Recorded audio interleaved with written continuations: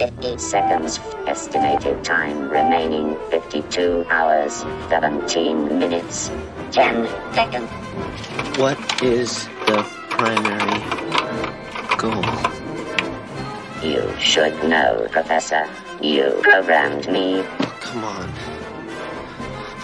What is the primary goal? To win the game. Hey everybody, guess who's back? That's right, it's the gang here at Citizen Frame. First time I've actually mentioned our name in the beginning of a podcast. We're taking a break from January and we gave you a sweet raw deal. Pardon the pun on that one, but we gave you the movie Raw Deal. And we've had some requests. Where are you guys? You coming back? Okay. We had decided we're going to do another one for you. Just a little treat. Because we got a busy year. With retrospectives and movies coming out that we all want to see. Starting with the new Scream. Can't wait. March 6th. And but we decided we kind of missed ourselves. And, we don't want the fire to dim a bit. We wanted to keep it going. So, hence the reason why we decided to pepper in this film from 1983. And joining me is usually, unfortunately, I guess I could say, because I'm sure he'll find Doctor Who, some fucking reference in this film for Doctor Who. That's Trevor. Yeah, great to be here, as always, Ciaran. And, and don't worry, I have a Doctor Who reference lined up for this one. Oh, fuck me. I guarantee. I'm only joking. Oh, you probably do. You fucking think of something. I'll try my best just to piss you off. Yeah, no kidding. But we're talking. I want to do this one because we're going to be talking about this director quite a few times this year. We talked about Joe Dante quite a bit here. We talked about John Landis. We talked about these directors who were huge in the 80s and then kind of fell from grace after that. We never knew why. We never will, I suppose. But maybe they were overshadowed by the Spielberg. Spielberg kind of dominated the 80s. And that's not to take away from Spielberg, of course. But it was just Spielberg. Spielberg and Lucas. Yeah, I'll give you a Lucas. But Lucas didn't direct in the 80s. Yeah, Zemeckis was all producing. Zemeckis might be, but again, Spielberg kid. So is Dante, in all fairness. But one director, before these guys, around the same time Spielberg was sparking with Jaws, a director called Badham was getting discovered. I mean, this guy's track record is, ready? Saturday Night Fever. Mm-hmm. Dracula 79, my favorite. We will be getting to a Dracula retrospective. Short Circuit, the Stakeout films, Point of No Return, The Hard Way, Blue Thunder. I mean, this is that's pretty impressive. Blue Thunder was the one with you're thinking your boy. No, Blue Thunder was the Helicopters, Roy Scheider and Malcolm McDowell. Ah, yes. Which spawned a Airwolf. Was a spin-off kind of that came out TV show. I was a big Airwolf fan as a kid. But the films I mentioned, and I didn't even burn on a wire. I mean, he had hit after hit after hit, and the guy does different genres. And I never thought he's still around. He does a lot of the big commercial TV shows now. Constantine, Hannibal, what do you call it? Arrow, The Flash. He does. Still working to this day, but no one knows his name, and I don't like that. But the film that kind of introduced me to him was I saw him in the theater when I was a kid. I was a youngin'. I won't give you my age because it makes me feel old, but it was 1983's Wargames, and I thought this would be a good one to talk about. I think I want to talk about also, not to let people know who John Badham is, but mainly because we talked about Christmas Carol recently, and we talked about Philip K. Dick, and Frankenstein. I believe we talked about Mary Shelley real quick, and it's about relevance, and it's about stories that still withstand the test of time. And I'll tell you what, right now I've watched it numerous times, I'm a big fan of Wargames. Showing my cards early here. This movie could be played right now with a new cast, and it'd still be relevant. I would argue that Wargames is more relevant today than it was even back then during the Cold War. I mean, obviously, technology has, it's increased, in huge sort of, in a great magnitude, technology, the internet, and all this sort of thing. But, the whole Russia thing, what's going on currently in Ukraine, but also the fact that, computer hacking, and, the whole sort of social media craziness and all that. Yeah, I would say this story is more relevant today than it was back then. And that's even more of an applause or feather in the cap for the writers. Absolutely. Because it's prophetic in a way. It's groundbreaking story where people in the theater were like, what? Mm-hmm. What's going on here? And before you heard of Nintendo and Apple. Space Invaders? Space Invaders, yeah. Yeah. You had arcades. Yeah. But nobody had the setup this kid had, which we'll talk about. I don't get how they can afford. Yeah, he was obviously I was just going to say that he's obviously comes from a very rich family. But yeah, he basically has, it's basically like the Pentagon in his bedroom. But we'll get to it. But I would also say as well, I mean, even in these days of AI now, where AIs can write entire stories from scratch, create art. This is a form of AI, obviously, with the computer that Joshua. And I think AI should not be doing art in any form, because to me it's not art then. To me, there's arguments on both sides there. But yeah, it's cool. But it's definitely something different. There is a whole, there's an argument for both sides there. And there's an ethical argument as well, Yeah, I'll be more on the ethical side of it, I guess.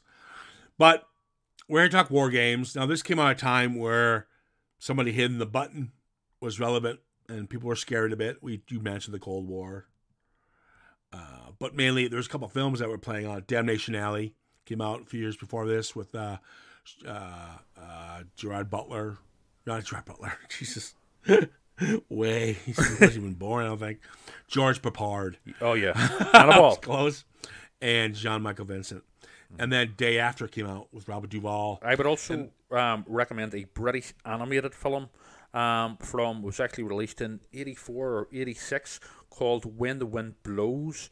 It features the voice of John Mills and Peggy Ashcroft, soundtrack by Pink Floyd, David Bowie and stuff. Animated film written by Raymond Briggs based on his book, who did The Snowman and Father Christmas. However, this is not a children's film. It is probably one of the most bleak and depressing films ever made, but totally brilliant at the same time. I love it. I have it on DVD. But it tapped into that whole sort of nuclear, sort of pushing the button type, fear, essentially, of the time. The Day After is a perfect example. I misspoke. It wasn't Robert Duvall, but it was a massive cast. It was a made-for-TV movie. And back then, made-for-TV movies still weren't a big deal. But this put made-for-TV movies really on the map. We talked about, opposite ends here, it was Salem's Lot. Yeah. Where that kind of defined the miniseries under broadcast TV. Yeah. But they did Day After Tomorrow with like Joe Beth Williams, Jason Robards, Steve Guttenberg, John Lithgow, all these great actors, and it was a real first hard hitting, directed by Nicholas Meyer, by the way, who did Time After Time, but it was just during a time where people didn't know what it really was about by today's standards. People know what it is, and like you mentioned in the beginning of the podcast, people are still always concerned who's going to hit the button. Yes. Now, I do love these films. There's one film that came out right after, or around the same time, called Dead Zone, which we'll definitely get to. And he had Martin Sheen, the crazy politician, who's going to hit the red button. Based on the King novel, directed by Cronenberg. Yeah. Yeah, Cronenberg. I know you're waiting for you to name drop that one. With Dead Zone, and you had all these films to follow where the evil president has access to the button, and boom. That's not how it works. Oh, yeah. And there's a lot of chain of command. There's a lot of red tape. Exactly. There's a lot of, codes and breaking of seals and all that has to go. And actually, I think Wargames is probably the first film to, even though it is fictional and it is very Hollywood-esque in some of the storytelling, it does let you know that there's a lot of red tape that goes through. Yeah, it gives you a bit more of an idea of what really happens. You can't hit a button. There's a lot of, conversations to be had. Yeah. I mean, there was other sort of dramas in the UK that came out around this whole scare. Threads is one. But also, if you ever get a chance, hop onto YouTube and check out some of the British public information films of the era. Now, they are fucking terrifying, pure horror, and these were pumped into people's houses during the ad break during Coronation Street or whatever. That's not just Nuclear Armageddon. They cover everything from kids out playing in shallow water, but Donald Pleasance doing the voice of the Grim Reaper and stuff. So yeah, you can watch them all on YouTube. Obviously, they were meant to scare and have an impact, but they did that and more. Well, on that really somber note, let's thanks, Trevor, for bringing our listening audience down and frightened. Well, we are talking about World War III, to be fair. I know, but okay. You're just a sick bastard. You want to scare people. Yeah, well, that's true. I talk, Christopher Walken and Martin Sheen. And in the world. Yeah, I mean, come on. It's Christopher Walken. Guys, actually, most people listen to this, but Christopher Walken, I can see that. Yeah. Okay, we're at Wargames, and this is Matthew Broderick's kind of introduction into Hollywood. He would go on to do some fun films like Max Dugan Returns, and of course we know him as Ferris Bueller. And he did Ladyhawke. Yes. Before this too. Ladyhawke was a fun little film you guys should check out. The Godzilla remake as well from 1998 or yeah, something. But that's way after. This isn't. We're talking about his beginning. Yes. But yeah, we got Matthew Broderick, Ali Seeley, one of her first films. Dabney Coleman, who I'd love to see. I'm a big Dabney Coleman fan.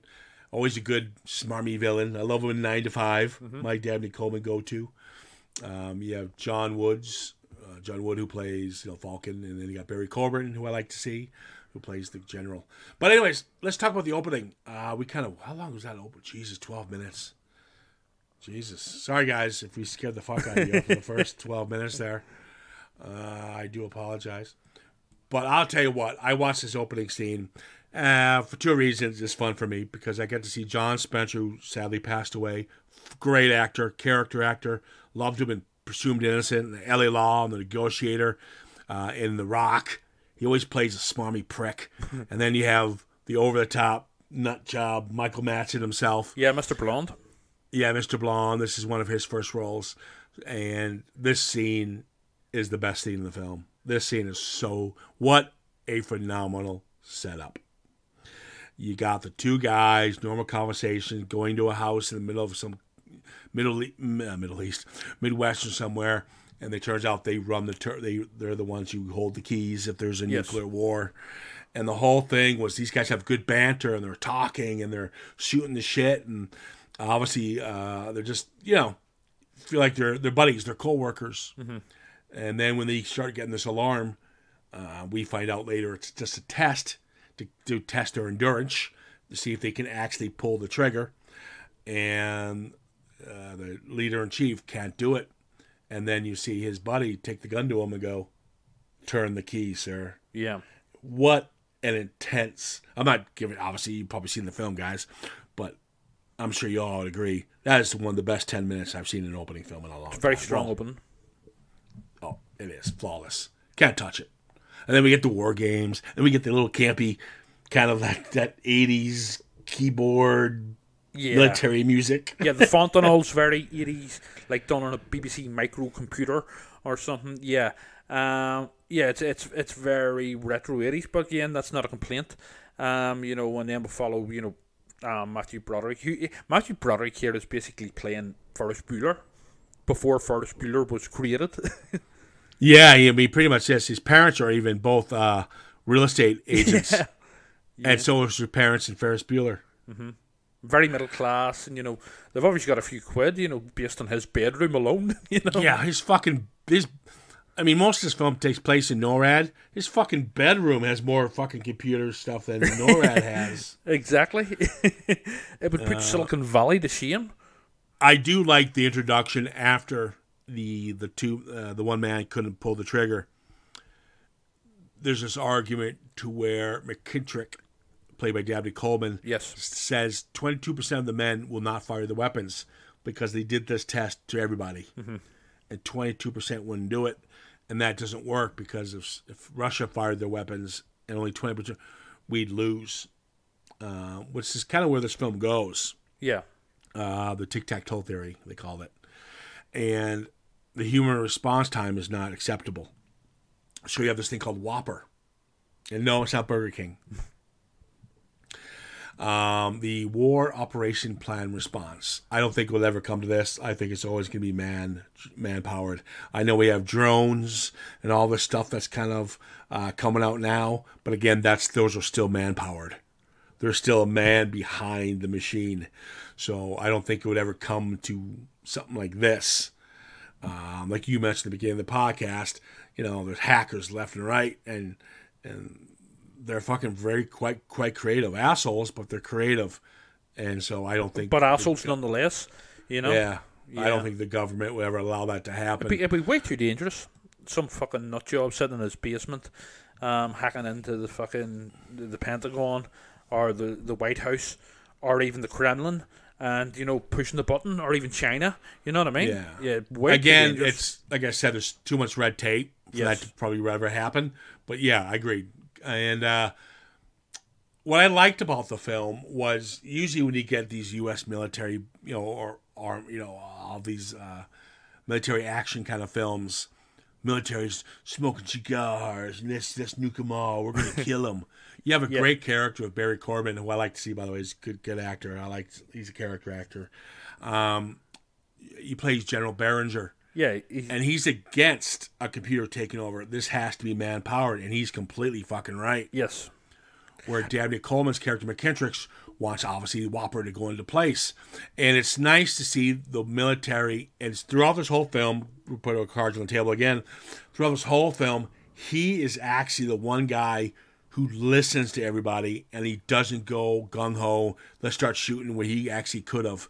He listens to everybody. And the best about it is, and I think a lot of this is down to the performance as well, is that he's sort of set up as he's going to be gung-ho, because, he even has a cigar and stuff, and he's... they kind of play it like he's going to be some kind of douche. But he's not really, and he's actually very sensible, and he's not a hothead, but he's sort of set up as this, with a southern accent and the cigar chomping type thing. You think he's going to be this sort of military sort of, tough nut, who doesn't listen, but he's actually, in reality, he is one of the most actual, sort of human characters, in that he's more of a diplomat. Yeah, he doesn't want to hit the button. Mm-hmm. They want to think, I'm going to hit the button. I'm going to get you, Russia. Well, that's what I mean. He's exactly what you just said. He doesn't want to go to DEFCON 1. Yeah. So I like how the film, every time something happens within the film, let's say David's playing with the computer or whatever, he has to go down DEFCON 4, DEFCON 3, because every time David fucks up, things get more realer on their end. Mm-hmm. So yes, I think it's real. Yeah. Yeah, exactly. I like how they set up David. I got to admit, I'm watching it again. David, he comes off like a spoiled brat. And I'm not a big fan of his character. I'm actually more invested in the NORAD characters, McKittrick and Behringer and Pat Neely. But at the same time, it's quite authentically written and played, because most middle-class young lads like that, or don't even have to be middle-class, they can be anyway. Most teenage lads like that, especially if they're a bit clever, are pretty insufferable. And they are pricks. Yeah. So it's quite believable in that respect, that he's going to be an arrogant little dick. You know what I mean? Yeah. It almost has a John Hughes feel to it. Absolutely. Absolutely. In fact, I was talking to a friend about this film, and they were saying, "Oh, yes, I remember that. That's a brilliant film. John Hughes directed that, didn't he?" And I was like, "No, but it sort of gives off a sort of vibe almost of a John Hughes film in certain respects." It does, especially the Ali Sheedy. It was actually probably the wisest one of those. Yeah, of she's those the two. most sort of almost the sort of most likable character, I think. And she's almost like, turn it off, turn it off. She knew her. I do like how they plant the seed when they're, hey, let's book you tickets to Paris. Yes. And they're having fun and they're breaking in. And they go to these two nerds, these IT guys, who are good character actors. They're still around. And they tell them about, which again, going back to ahead of its time, the backdoor theory, where anyone who creates a program, and if whatever happens between them and the company they're doing the program for, they will create what they call a backdoor. Oh, this film's very well researched. Oh God, yeah. And back then with backdoor, but in saying that though, piggyback what you just said there, Trevor. It's not. It's layman's terms. Yes. It's not fucking blah blah blah jargon, blah blah blah. Well, it is literally you understand. It wouldn't be point commercially A, point B, viable a film if it was just complete techno mumbo jumbo. You know, people wouldn't be Tron invested in it. You know, unless you were a complete computer nerd yourself. You know, Tron lost me a little bit. Tron did that. I haven't seen it in years, and in fact, once again, I go back to it. This is the first time I'd seen Wargames since being a kid myself and watching it when it was originally released on video. Well, we'll get to your final thoughts at the end there. But did you see that sweet computer? He's got MC 800. Yeah. What the fuck is that? I never heard of it. Yeah, because back then, no one had their own personal computers. No. This kid must have been minted. But...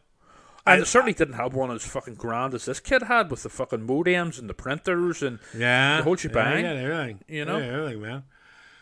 But he breaks in after playing around with it, and why does he break into theirs again? I forgot. Why does he break into... Well, basically, it's the program searching because he wants a new computer. Remember, he sees the computer, this like top computer advertised in the magazine. It's like a techie magazine, and I think he just basically wants this new model of computer, and he's like gets the modem or whatever it is to search through all the addresses. That's the phone numbers. Yes, the phone numbers. They thought it was going to cost them an arm and a leg to do this. Yes, the phone numbers. Dial up. And he comes across it then, and he's offered all these. He's basically looking for games. And he gets these offers of games after reaching the correct phone number, and it's like chess or drafts or all right, poker. So yeah, he was looking for this free thing, but he came across this thing that by popped accident up where Falcon hit it. Yes, and it ended up being Joshua's game set, chess. Yes. All the basic games you would play, and then obviously as you went down the list, you saw global thermonuclear war, guerrilla warfare, all this stuff. Yeah, he was basically looking for free games because he'd already booked a free holiday to Paris with Ali Sheedy, and he was I think did he break into a bank or he was talking about breaking into a bank. He had changed his grades at school and her grades. So basically, he was just looking for free games. So he does this, and before this, first of all, the parents in this film are awesome. I love the parents. I like his dad. Fun. Yeah, Dad's awesome. I actually, in the States, we have our corn on the cob, right? Yeah, what the fuck was going on with that scene? That was so weird. I butter my corn on the cob because of this movie. How he does it. You put the butter on the piece of bread, and then you roll the corn on the cob on the bread to get the butter. It's the perfect way to do it. Right, fair enough. I'm not arguing that, but that scene should have been. It does not forward the plot in any way. It's just this random scene of this guy. It's awesome. It's pointless. And no, it's not. You know why? Why? Because it shows that the parents, as fun as they are clueless to what their son's doing. So they threw that in there to show that he can get away with whatever he's doing. They're not really paying attention. And then when he bites into the corn, this is raw. It's a new thing. Blah, blah, blah. Isn't it great? It's raw. Yeah, it was just a weird. It was just like you see him like sort of rubbing it in the butter and stuff. So what is the point in this? Where are we going here with this? Yeah, but no, I think that's what it is. It's that they're decent people. They're just innocent. they're kind to of what their son's up to. Yeah, exactly. So I think that was the point of it. I got it. I went with it. But I just thought that was funny. 'Cause I still do that to this day with my corn. Don't get much corn over here. no, you don't. So I think with yourself growing up in America, it would you would appreciate it much more. You know, maybe Yeah, but it don't. It doesn't have to be the corn thing. It could have been any kind. Yeah, of I was going to say maybe if the dad had it been like dipping bread into stew or something, or plastering salt all over it, I would have got it more. But yeah, fair enough. So I think that's all they were doing. They're just showing that they're blind to what their kid's doing. So he comes up with all these games and blah, blah, blah, and he picks Global Thermonuclear War, which he thinks is just Risk at this point, the board game. And obviously this sets off the military sees it. NORAD sees it happening, but it's not. But they quickly find out that it's just a glitch, that someone's hacked them, and they're just seeing what the game is doing. And they quickly realize that David, I like that. They quickly realize, okay, this little fucker. Because back then you didn't have high VPNs, whatever you call them. I'm computer literate. You couldn't hide your address. But they track him down anyway. They track him down in 2 seconds. But again, he wouldn't be hiding because he didn't think he was doing anything wrong. It's Strickland from Back to the Future that tracks him down. This film is like that's right. This film is like a who's James who Tolkien. of 80s character actors. James Tolkien from Top Gun. He's in Top Gun as well. Yes, he is indeed. He was in a lot of. I mean, like I say, it's a who's who of 80s character actors, and Mr. Blonde from Reservoir Dogs. You know? There is. It's good cast of veterans here, especially Dabney Coleman. Yeah, and the guy who plays the assistant of the army general guy. He's like he's the hotel manager in Ghostbusters and all. You know, the snooty hotel manager in Ghostbusters. I mean, yes, that's right. That's such a rare reference. You get the rarest references. I don't know. Sometimes he's sort of. I notice all these character actors. A lot of the time, I don't even know their real names, but they say, "Oh, that's the guy from such and such." You know, he played like a really tiny role. He played the taxi driver in some random film from the 70s or 80s. You know. Yeah. We talked about the back door when he got him from his nerd buddies. He tells them track him through Falcon's maze. Yes, that's the one you want to track because the Falcon's the designer probably, and that's where you get this montage of him searching Falcon and who he was and stuff. Yeah. So when he gets taken into NORAD, and he is being. Well, there's really not much interrogation. They're pretty nice to him, in all fairness. Yeah, which I thought was okay. I thought was okay. Guard who's like an army sort of officer type. He looks Hispanic or something, and he's wearing the white gloves and stuff. It was just pure 80s, and then he starts flirting with the secretary about tennis. I hear you're a good tennis player. Yeah. Did you see? Pure 80s. Did you see the scene where him and Ali Sheedy are looking up Falcon? Yeah. And they go, "Oh, he's dead now. Oh, that's sad." Yeah. Well, he was old. How old was he? 41. I know. Oh, that's old. I know that. And here, see the guy who plays him, who's supposed to be presumably still in his 40s. Fuck, he looks well into his 60s. And it was just, see, whenever they say, to be fair, they're teenagers saying old is 42. I mean, back when I was a teenager, I would have thought fucking people in their 20s were old, you know. I mean, I'm going on a bit of a fucking. It is a bit of a sort of side, but I remember as a kid trying to work out what age would be in the year 2000, and thinking 23 and saying, "What? That's old as fuck." So yeah, but yeah, I did feel my age whenever that scene is played out. Yeah, I mean it's. Well, I think they do that on purpose. Oh yeah, because they're teenagers. Again, that's the John Hughes. That's That's the John Hughes mind right there. That's that's something what you would see in the Breakfast Club. Absolutely. Or something like that, where teens just don't have any, well, quite frankly, common sense. Yeah, exactly. But this guy, aside from that, the guy who plays Falcon looks much older than 42. He does, John Wood. Yeah, he does. Looks a lot older. Yeah. I mean, this guy's touching 60. I could be wrong, but I believe he's the villain in Lady Hawk with Matthew Broderick? I'm not too sure. I mean, it's been so long. I'm gonna watch Lady Hawk. We gotta do Lady Hawk. Yeah, no worries. Underrated. People forget about it. Rucker Hauer, Michelle Pfeiffer, Matthew Broderick, Great cast. John Wood. Yeah. I'm pretty sure Richard Donner directed. Okay.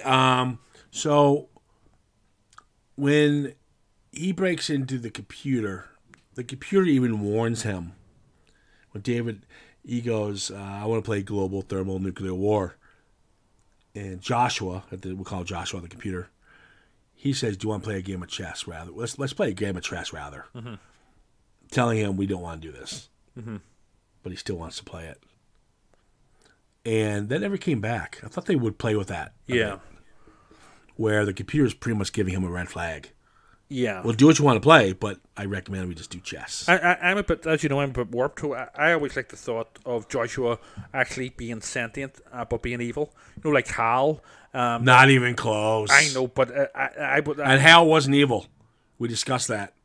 He was doing his job. He got screwed. Yes, I know that there, but he was still sort of. Nope. He was the villain of the film. You know, he was not the villain of the film. Whether he meant it or not. The villain of the film, we discussed this, was Stanley Kubrick. Bullshit. And Arthur C. Clarke. Yeah, bullshit. Okay? Yeah. Hal was not. Anyone who listens to this, I argued this. Yes, I know, I agree. Hal did nothing wrong. He thought he was doing the right thing. Yes, I know that. But what I'm saying is I wanted a HAL type, Joshua to be HAL type and become sentient, for want of a better phrase, and to be basically looking to fuck humanity over. I wanted him to be Skynet from the Terminator films. Well, see, we get Skynet and we get Hal. Well, Hal's a good guy. And we get all this computer. It's nice for a change that it's not the computer's fault. Mm-hmm. It's the computer not understanding. Yeah. So actually we come to that because the commands. It's not understanding the commands properly. Yeah. It's interpreted them literally. You know, almost. Now you got computers that are starting to adapt that can interpret their mistakes and stuff like that. Kind of like you mentioned in the beginning, the AI and all. And so this. I kind of like the fact that it's a safe bet. Joshua, which we clearly know is Falcon's kid. Yes. When they go to Falcon. I thought Falcon, I will say this, the full Falcon character was kind of a pussy and a putz. Yeah, and a bit of a dick, yeah. Kind of a dick. Yeah. I felt that you were willing to kill everybody because your child died. But also, I think there may have been scenes edited out, but I wasn't very sympathetic towards him.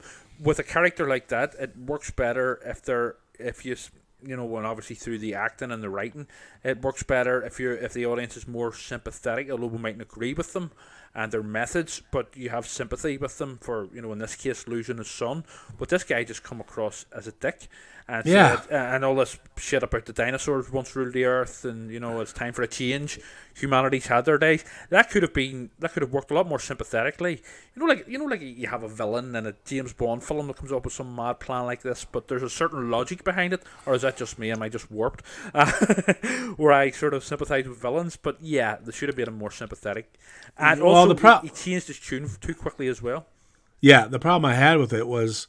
Yeah, all he says was, "Oh, because your kid died" or something. That what I had a problem with it. They put on this island. He's got a beautiful fucking house, all this beautiful blah blah blah, and all these electronics, all these toys.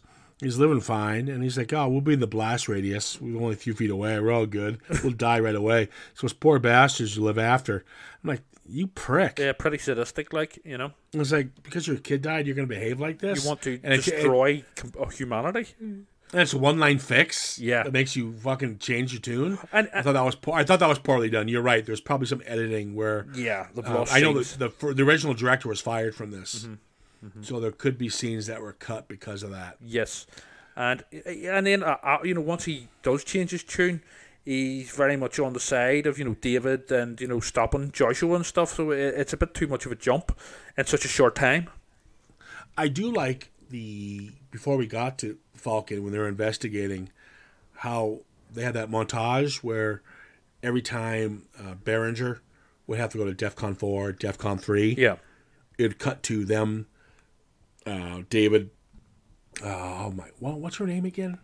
David and Jennifer. Jennifer, yeah. It's an 80s film, so obviously she's called Jennifer. I mean, most fucking 80s films that had a teen angle had a female called Jennifer. At least the ones I remembered anyway.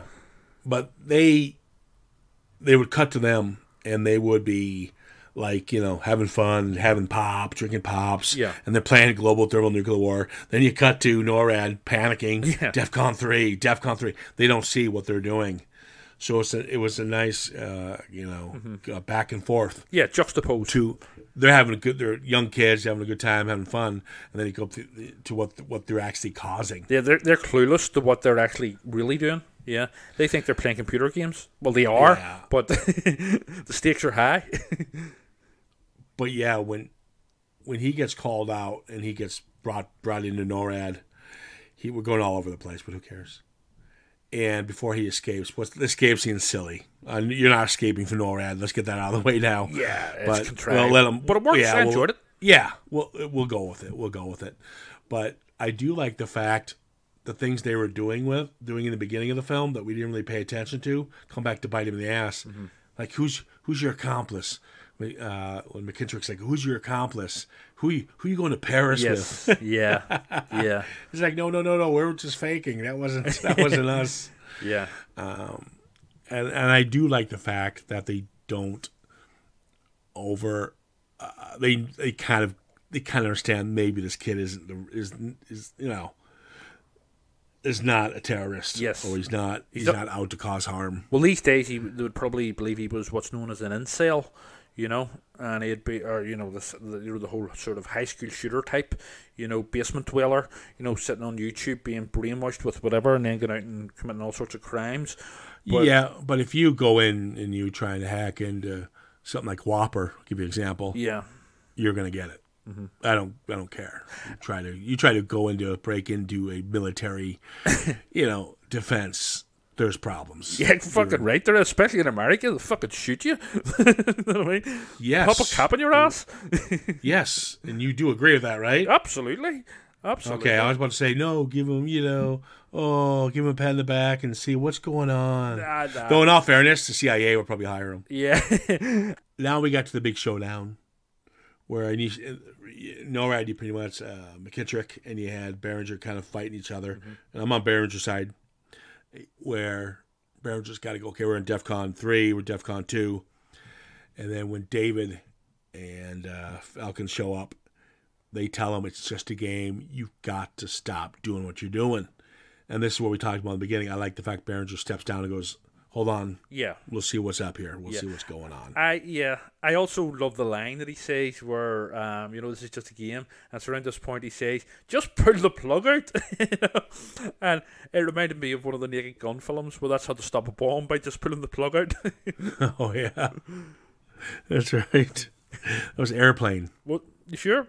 Wasn't Airplane? That was a Leslie Nielsen comedy anyway. They're both. He's in that one either way. Mm-hmm. So the whole concept is they let him play it out, and then David suggests to the computer guy, let's play tic-tac-toe. Yeah.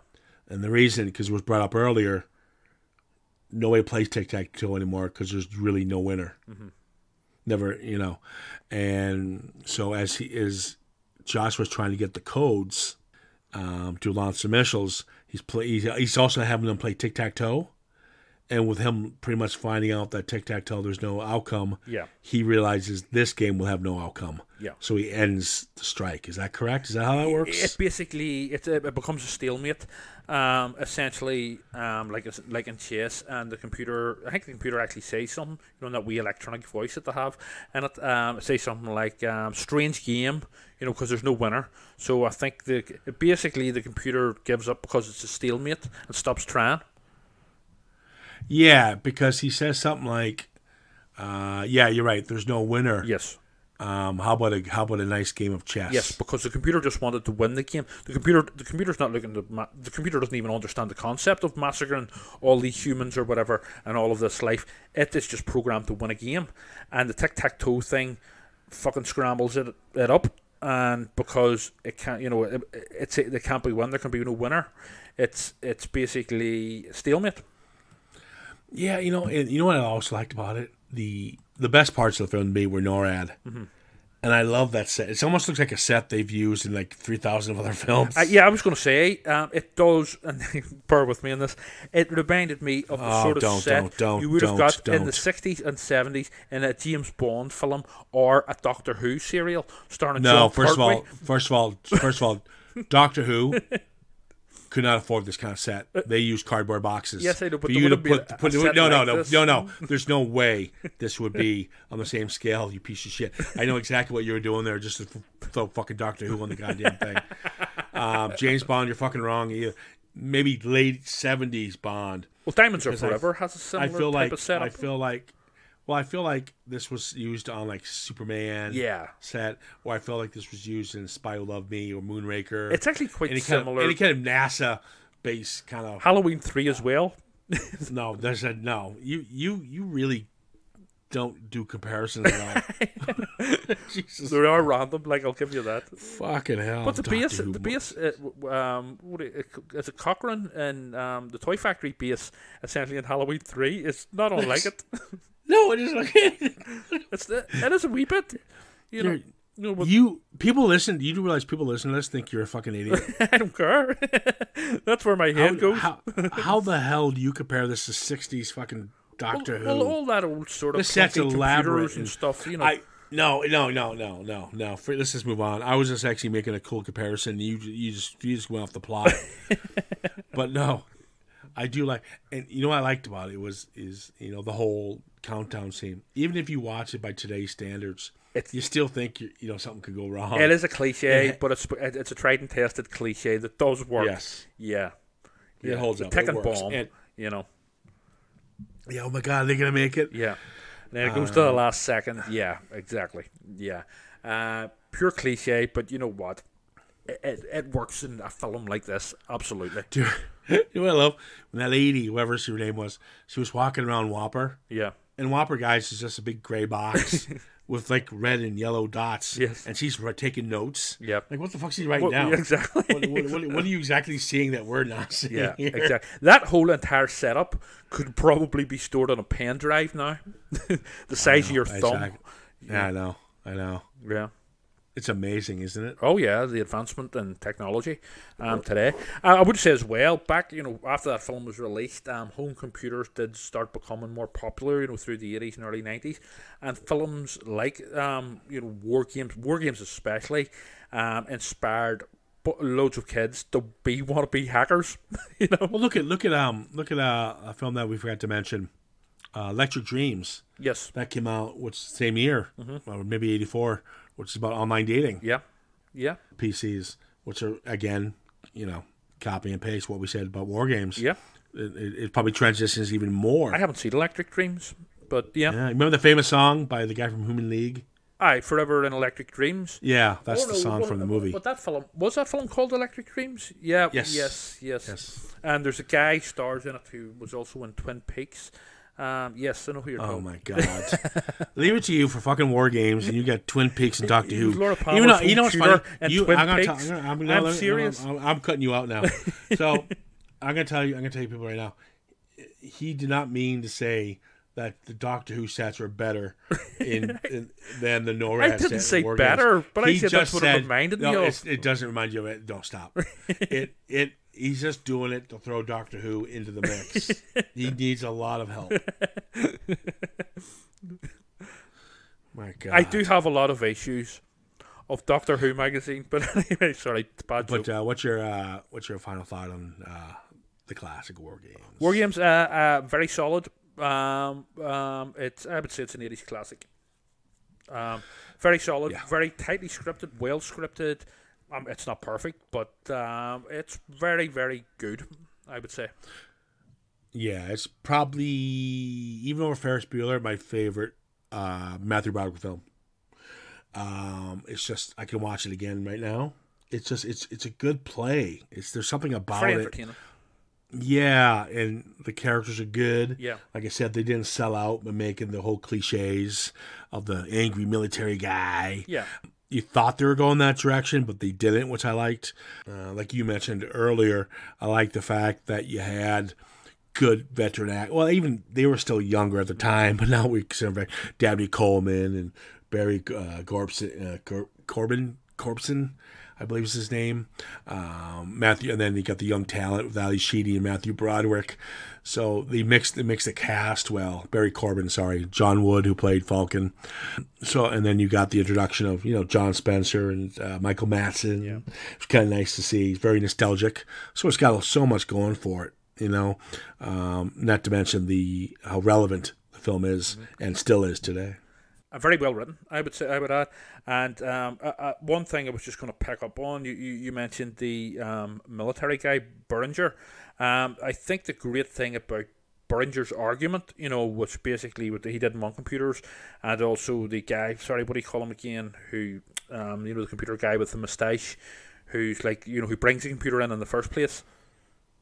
Yeah. I think the great thing is that both of their arguments, this is how well written this film is, both of their arguments are feasible and they're understandable. So yeah, it's just very well written and it's a mature script, even though it's generally a fun sort of family thriller. So yeah, and what works on that, what you just said, there's no egos here. Yes. They're talking about why it wouldn't work. And they give you the reasons, not because we're this, we're blah. They literally give you rhyme and reason why it won't work. And that's what makes it work. Going back to what you said about the writing. Yeah, and it also makes them much more believable human characters. Exactly. So there you go. Wargames. Everyone's seen it. They did a sequel to this. Do you know that? Yes, I just learnt that while sort of looking up on IMDb for this podcast. I haven't seen the sequel. Apparently it was straight to video, straight to DVD. Mm-hmm. Yep. It's what I like to call a piece of shit. I'm sure you love it, Trevor, because you love Return to Salem's Lot. So you probably think it's a masterpiece. Well, stranger things have happened. Oh, my God. Jesus. I don't think I'll ever watch it. Yeah, you will. You're going to go, oh, my God, I'm going to buy the box set. I know they are toying with trying to do a reboot of this, which actually, in all fairness, could work because, like you said, it's relevant by today's standards. But don't touch it. I was thinking while watching this, I was sort of struggling with it myself. I don't like remakes in general. Obviously there have been rare ones that have worked greatly. Cronenberg's The Fly and such. But if there's one film that, if in the right hands and handled correctly, maybe with a small M it could work. But essentially just stick with the original, as I always say. But it's just because of technological advancements that we have today, basically on our own phone in our hands, it could work. It would be funny. Yeah, you could expand it, I suppose. Yeah. Like a requel, kind of. Mm-hmm. And somebody like Chris Nolan probably could handle this. Very smart and very sophisticated, but you're right, you got to pepper in so many new. Here they didn't have much. We found them. That's them. We got them. Yes. Tracked them. Done. Yeah. Now it'd be so much harder to do what they needed to do to get to David, and to be able to do what David did. So you would have to have fucking the greatest writers on that. Yeah. It would essentially be the Bourne Identity, with Christopher Nolan. Yeah, somebody like Nolan. Yeah, exactly. But there you go. There you are. We got Wargames. Yeah, check it out, guys. I'm sure if you listen to this podcast, you've seen it. It's one of those films that everyone I know has seen it, and they all like it. It doesn't seem to get a bum rap. Everyone seems to enjoy it, young and old, and which is the way most films should be. Yep. Listen, we got a busy time coming up. We're going to do vampire retrospective. We decided there's so many vampire. Last Voyage of the Dentmers coming out. I want to dying to see that. We got Renfield coming out. You've got Nosferatu remake coming out. So I think we should tackle some vampire stuff. And then we got Indiana Jones coming out. We got New Mission Impossible coming out. Just all these stuff and then all these ones are thrown at us that you don't know are coming out. Yeah. They're starting to release these small independent films. We're going to go back to revisit X. It's now going to be a trilogy. So I've seen Pearl is the new one. Mm-hmm. It's the prequel to X, which we all loved X. So we'll probably do Pearl, and then there's Triple X coming out, which is the aftermath of After X. So a lot of stuff we're gonna try to pepper in this year, and then we get some massive changes and stuff coming up as well, like we told you earlier in the year. But that's it. Anything you want to add there? Anything new with Phantasmagoria, or you just taking a break? Phantasmagoria will be doing, this coming year. There'll be a couple of regular issues and a couple of specials. More details to follow. But in the meantime, the latest Fantasy Tales special edition that we've done, it's on sale from Amazon throughout the world and Forbidden Planet International Belfast, and all of the rest of our back issues are available in the same way too. They have it, and I'm in a couple of those, magazines. You so are if you indeed. just want to, if you just look for my name, that's the ones you want to get probably anyway. Your fan base. Yeah, you can probably sign them if you want. Yeah. Well. Most people who actually would do that and actually read one of my reviews would go, "My God, he can read and write." That's amazing. But yeah, cool. Thanks for jumping on. And like we said, guys, we just did this just because we actually kind of missed doing it. We just kind of 2 weeks we sat there. You know what? We could throw one in. We're getting cold turkey. Yeah. So, and we didn't want you guys to miss us too much as well. Yeah. All right. Thank you so much for all the downloads, guys. I'm literally telling you we're up 193% from last year. That's, I don't know what to say, especially to our new listeners, especially in the States, from California, Texas, Tennessee. Thank you so much, especially Tennessee and Virginia. And welcome new listeners from Hawaii, Alaska, and our German folks are back. Thank you so much. We can see who's downloading. Well, what, countries and city, what states are downloading. Not your specific address. We're not NORAD here. Yes, exactly. So we're better. Yes. But whoever you guys are, we do appreciate it. Thank you. Keep Thanks, downloading. guys. Yeah, you got it. And with that being said, we're retiring. Have a good one. Talk soon.